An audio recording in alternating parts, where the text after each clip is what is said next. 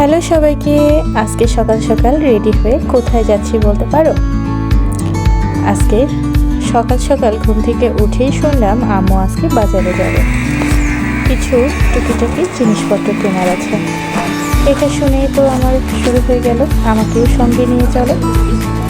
তারপর একসময় আম্মু রাজিও হয়ে গেল, আর আমি তো ঝটপট রেডি হয়ে নিলাম আম্মুর সঙ্গে বাইরে যাব বলে। আসলে আমার সারাক্ষণ বাসার মধ্যে থাকা হয়, আর আম্মুর সাথে বিশেষত কোথাও যেতে আমার ভালোই লাগে। আর এই যে আম্মুর সঙ্গে গেলে আম্মুকে পটিয়ে পাঠিয়ে একটু কিছু কিনেও নেওয়া হয়, এটা ওটা। তো রেডি হয়ে এই যে বেরিয়ে পড়েছি, অটো নিয়ে চলে যাচ্ছি মার্কেটের দিকে। সেখানে গিয়ে দেখি আম্মু আজকে কী কী কেনে। আমার মনে হয় আজকে আম্মু পিঠার বানাবে, সেই সব জিনিসপত্র আর বাসার আরও কিছু দরকারি প্রয়োজনীয় জিনিস আছে সেগুলো কিনবে।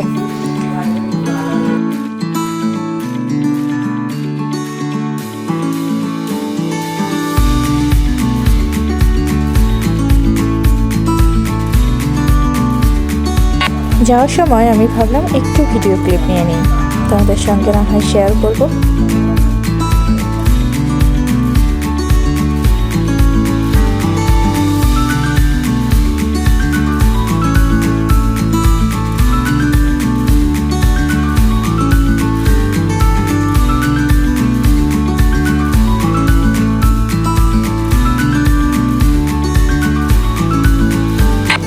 অটোতে বসে যাচ্ছি আর ভাবছি আজকে কি কেনা যায়, আম্মুকে জোর করে আম্মুর থেকে কি কিনে নেওয়া যায়। তখনই ভাবলাম আজকে তো আমি মাটির দোকানে যেতে পারি, আমার কিছু মাটির জিনিস কেনার প্রয়োজন ছিল। এটি ভাবতে ভাবতেই যাচ্ছি, জানি না কত দূর কী হবে, আম্মু কিনে দেবে কিনা।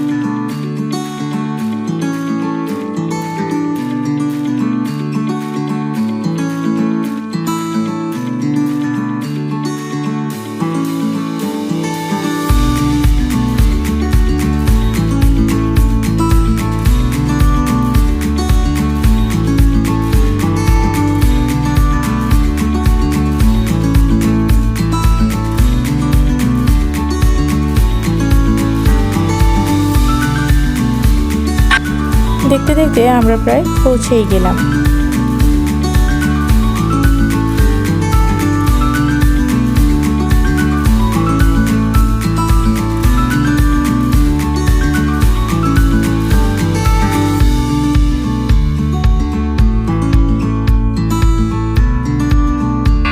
আর এই যে চলে এসেছি মাটির দোকানে।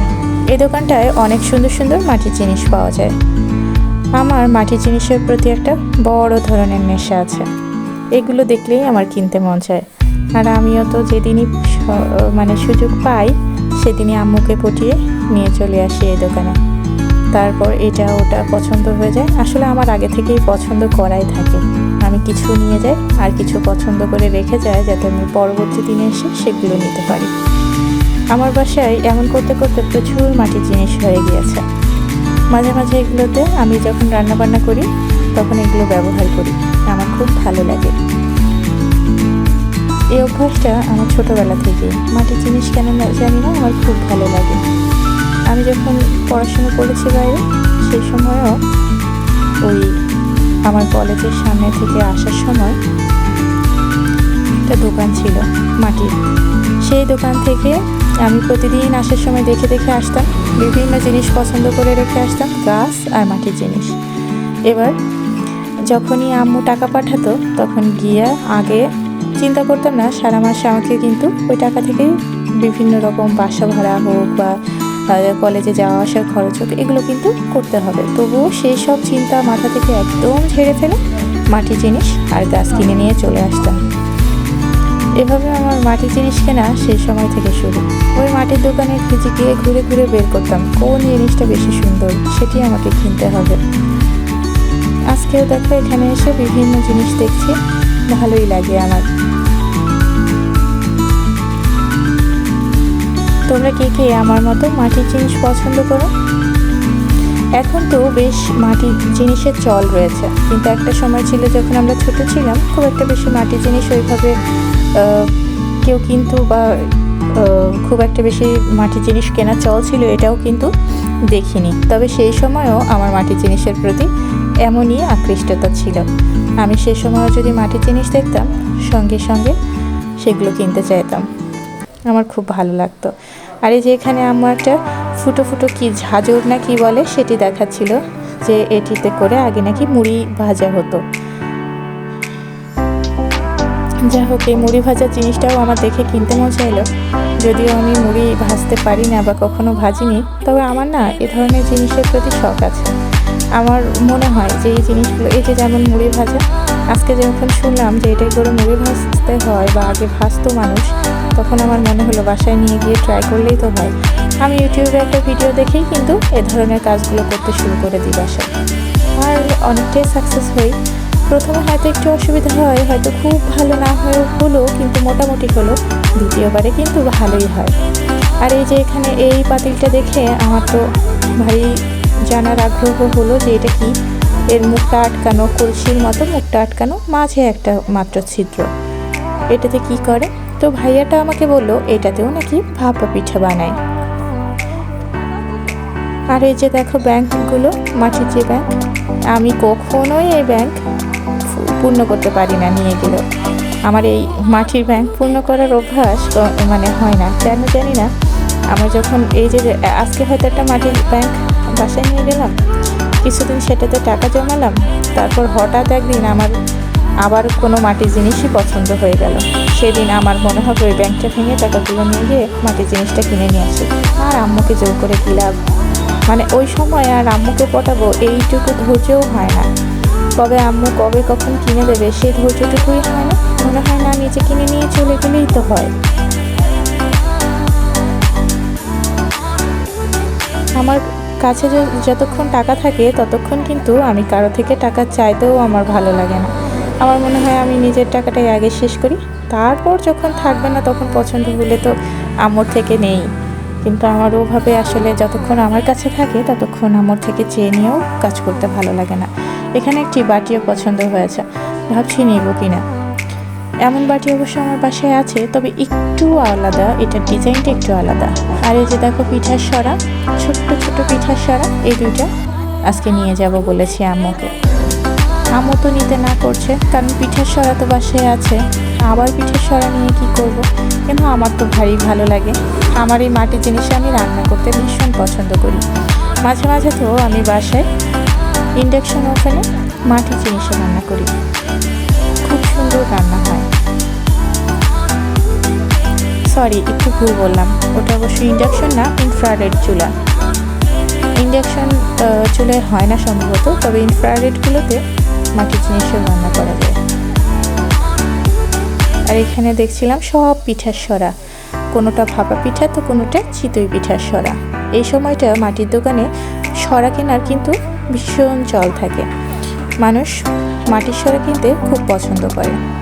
আসলে যারা চিতই পিঠা বানাতে চায়, আমার মনে হয় অন্যান্য যে সরাগুলো পাওয়া যায় সেগুলো থেকে মাটির সরাটায় পিঠা বানালে পিঠার স্বাদ, গুণ সব কিছুই ভালো থাকে, অনেক ভালো লাগে, মাটির একটা সুন্দর ঘ্রাণ আসে।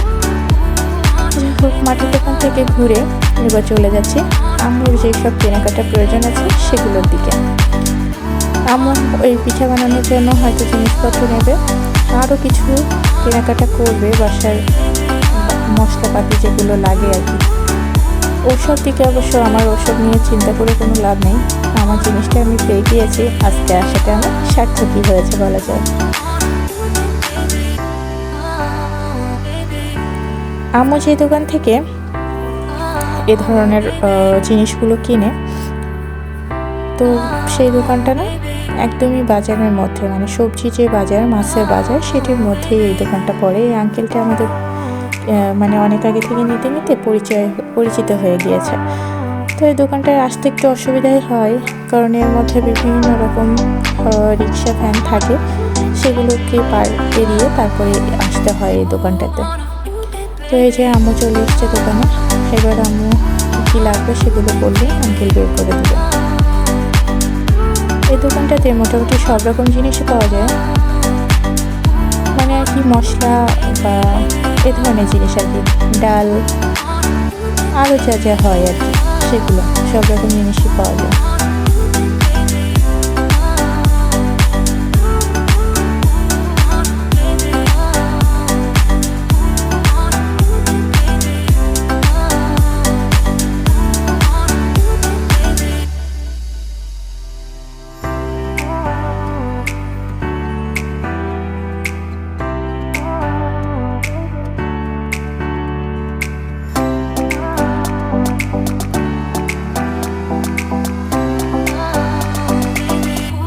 এখানে আম্মু আঙ্কেলকে কি কি লাগবে সেগুলো বলছিল। আঙ্কেল এগুলো শুনে নিয়ে তারপর আমাদের জিনিসগুলো দিয়ে দেবে।